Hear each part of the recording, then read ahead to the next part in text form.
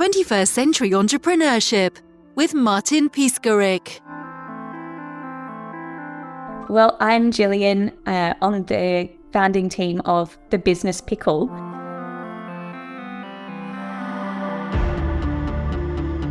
It's a funny name, but essentially we're a research platform and business advisory that's here for leaders ready to do good.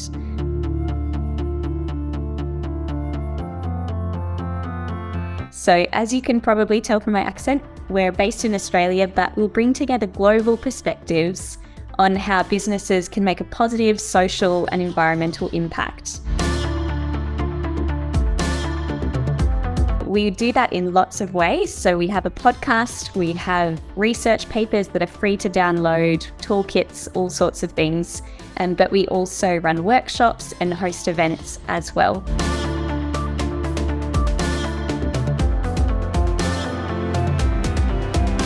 And the real reason that we started the Business Pickle is because we believe that business can be a powerful force for good in the world. But as many of the listeners will know, putting that into action can be really complicated. And so we don't have all the answers ourselves, but we're here to seek them out and bring together these perspectives and the latest research to help leaders find their way through. And one of the topics is food waste. So what are the, let's say, environmental as well as economic impacts of food waste? That's right. So we did a bit of a research deep dive into this topic of food waste. And currently, globally, we're wasting 1/3 of the food we produce.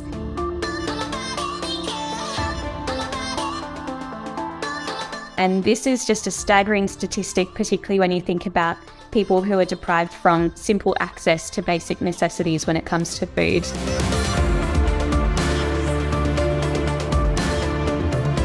And from a personal perspective, I actually used to work for a national food rescue organisation in Australia. And so I started to learn about, one, the problem, but two, also what businesses were doing to help. And so through this research, we spoke to leaders from around the world. Robert Egger, who's the founder of DC Central Kitchen in the States. Jenny Costa, who founded a really innovative condiments company called Rubies in the Rubble, based in the UK, as well as others from the Australian context and startups. So while the inefficiency of food waste is really mind-boggling, that we're wasting so much food, there are simple things that businesses can do to help, whether it's to redistribute food, repurpose food into exciting new products and find a market for them, as well as using technology in really creative ways to really help solve this problem at a more systemic level. So it's really a good example of what we try and do in our research, where we're laying out the facts and figures of the problem that businesses may be facing in this space, but also trying to provide really tangible, practical actions that businesses can take to help solve that problem. So how can businesses reduce the food waste? So when we think about food waste, obviously not every business is a food connected business, but all of us, whether it's running events or hosting corporate meetings, or our staff even coming into the office and having lunch together, we're all interacting with food as people every single day. And so for businesses that are connected in some way, whether it's through your suppliers or you're a business that produces or supplies food, there are lots of different ways to become more aware of what's happening in this space. So a great port of call would be just to jump on the Business Pickle website, because we have a report that's free to download that sets out kind of the scale of the problem and how things have gone wrong throughout the supply chain. So lots of issues, lots of complexity there, from the farm gate, food going to waste there, through inefficiencies, market demand changing. Then you look at supermarkets and the high expectations that both supermarkets and customers have of, say, what fresh produce looks like versus what's growing in nature. They can be quite different things. And just those kind of high aesthetic standards that we have around our food. And then we've all obviously got waste at the use level. So maybe it's preparing too much or catering too much for an event. And so at all these different stages in the supply chain of food, there are opportunities to rescue food, to redistribute food, repurpose it in different ways. And so to jump into some of those solutions in a bit more depth of how businesses can help reduce food waste, one of the really powerful and probably one of the most simple ways is through redistribution. So for instance, we spoke to Robert Egger from DC Central Kitchen in the States. And what they do is they're a social enterprise set up to basically give people employment opportunities and also to provide catering services.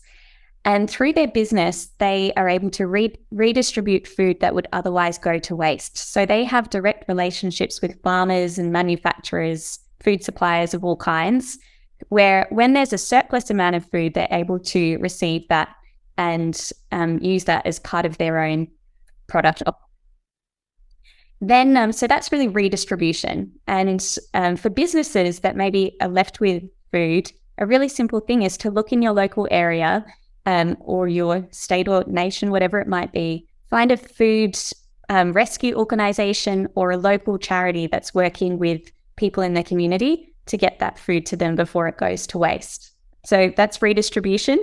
Then if we think about repurposing, this is where you take food that maybe it's those examples from supermarkets not wanting food that doesn't look quite right or that is, a bit wobbly or whatever it might be.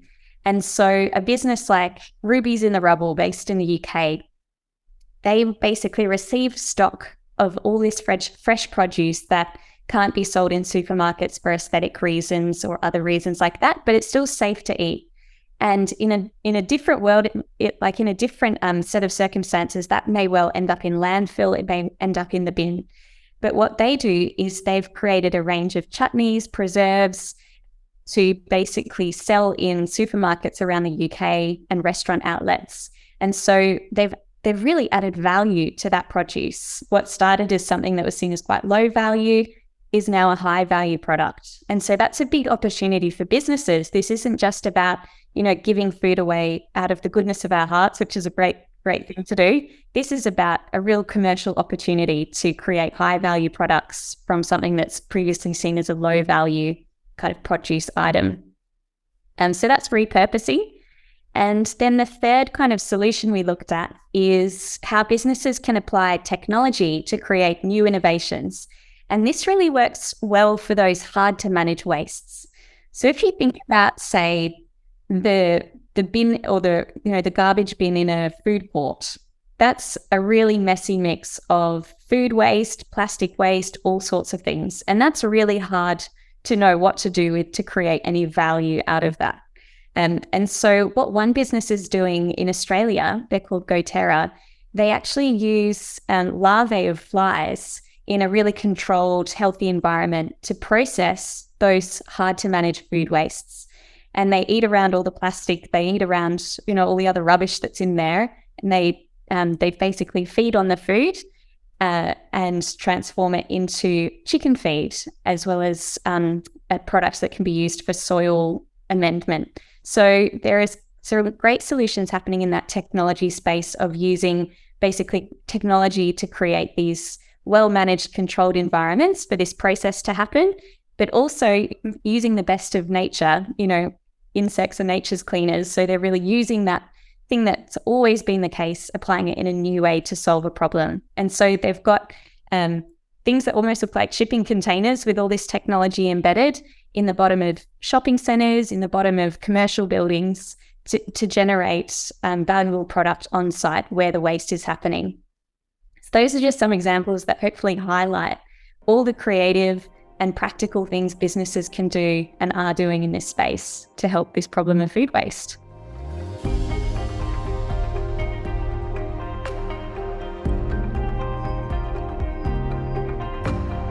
What do you think is the importance of making positive social and environmental impacts through business? And in what ways can leaders benefit their businesses by investing in these goals? At the Business Pickle, we talk a lot about doing business for good or making a positive impact through business in social, environmental ways. And for some leaders listening, maybe they think, why is that my priority? Why should that be my focus?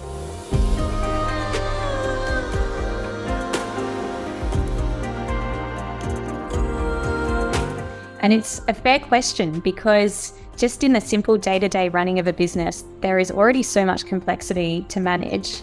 And even just being able to keep your staff happy, keep your customers or clients happy, for a lot of people, that's the extent of doing good in business, is providing quality products and services, providing jobs, and kind of calling it a day there.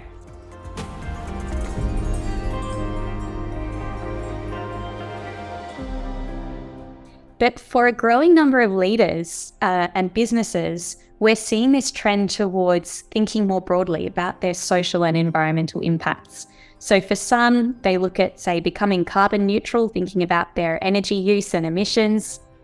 Others look at donating revenue or part of their profits to a cause that they believe in that's aligned with their company. And others go through full supply chain assessments, thinking about ethics, environmental, sustainable practices at every step. So there's a lot of breadth when we think about this space. But I think what we're seeing and what we're hearing even from some of our own clients is this growing push from whether it's customers, clients, even investors, expecting businesses to uphold certain standards.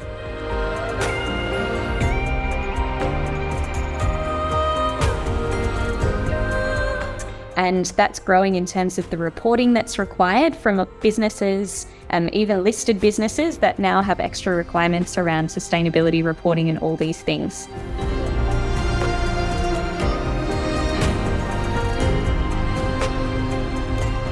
And so more broadly, we're seeing it shift from just being a nice to have for businesses to a must have, something that they're thinking about.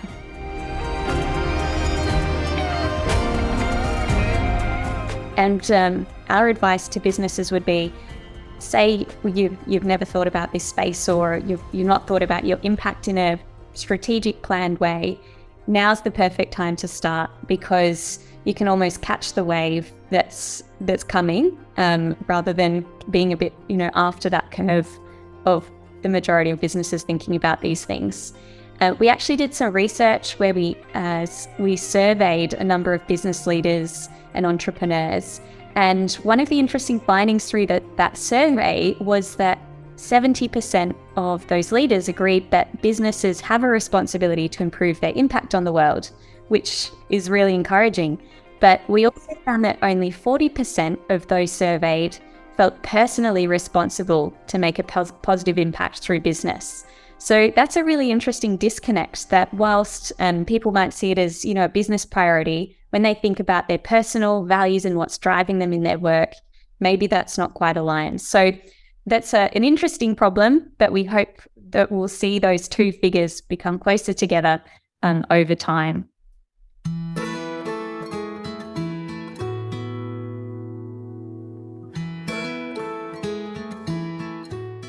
Going into a little bit of my story, becoming part of the Business Pickle team, I was working in the nonprofit sector in a really interesting organization in a very stable job. And so the question for me was, why do I step out of that and jump into something that's quite risky? We're starting, being part of something from the ground up, building something that might change over time.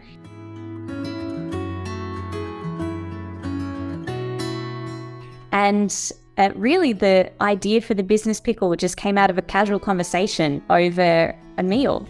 And I was discussing with some friends about some examples of businesses I'd seen where they dramatically shifted their approach in order to be more impactful. And just the inspiration that came out of that conversation was quite something. And so through a series of conversations following that with my co-founder, Simon, we thought, you know what, we think this is worth taking a bet on. Because we think, personally, I think it's so important that entrepreneurs, who are some of the most creative people in our societies, are the ones who are driving change for good, for people and the planet.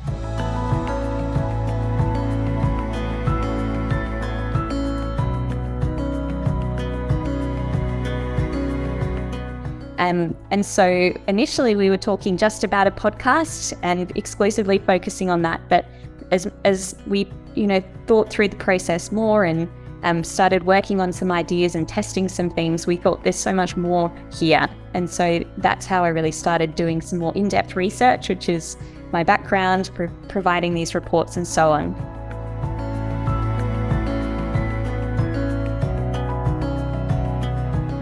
And, there have been ups and downs. We've had to change our approach a few times over the past year and a half or so, from that initial idea of a podcast over a lunch conversation to something that's much broader now, thinking about consulting services and this research platform and all sorts.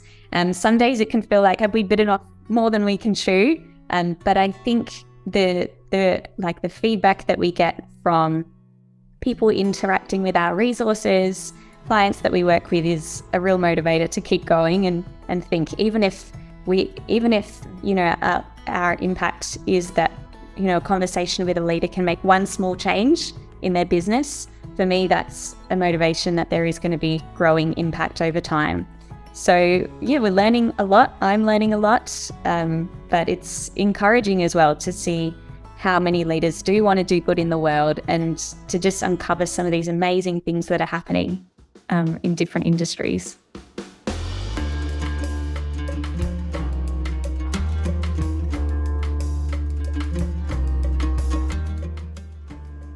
A big motivator for a number of leaders through, thinking about the impact of their business is around getting a good story out of it to be able to share with their customers and clients and create a bit of difference in the market. And, that's a very understandable motivator, right? Like, good for PR, good stories, good for our brand. And really, we hope that is a byproduct of doing this work. But I think personally for leaders, to be able to have a bit of time self-reflecting on what you want to do in the world. I think all of us want to be part of something bigger than just ourselves. We all want to create some positive change in the world. And the potential impact that you can have as a leader, as an entrepreneur in business, is significant. That's your sphere of influence. And so I think moving beyond just, we're doing this for a good PR story, and genuinely considering the people that you're impacting, the environmental impacts that you're having, and seeking out how you can change is a really powerful thing. And yes, there will be great stories out of it, but those stories won't just be through the lens of virtue signaling or greenwashing that we hear so much about these days. It'll be about genuine stories of impact of what you've learned, and also sharing ideas to other businesses of what they can be doing. So you can create almost a domino effect of change in your industry and those peers that you have around you.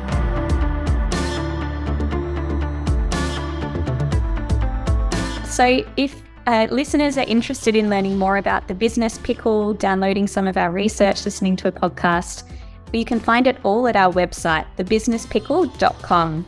We also have a regular newsletter that goes out that you can subscribe to via the website. 21st Century Entrepreneurship with Martin Piskarik.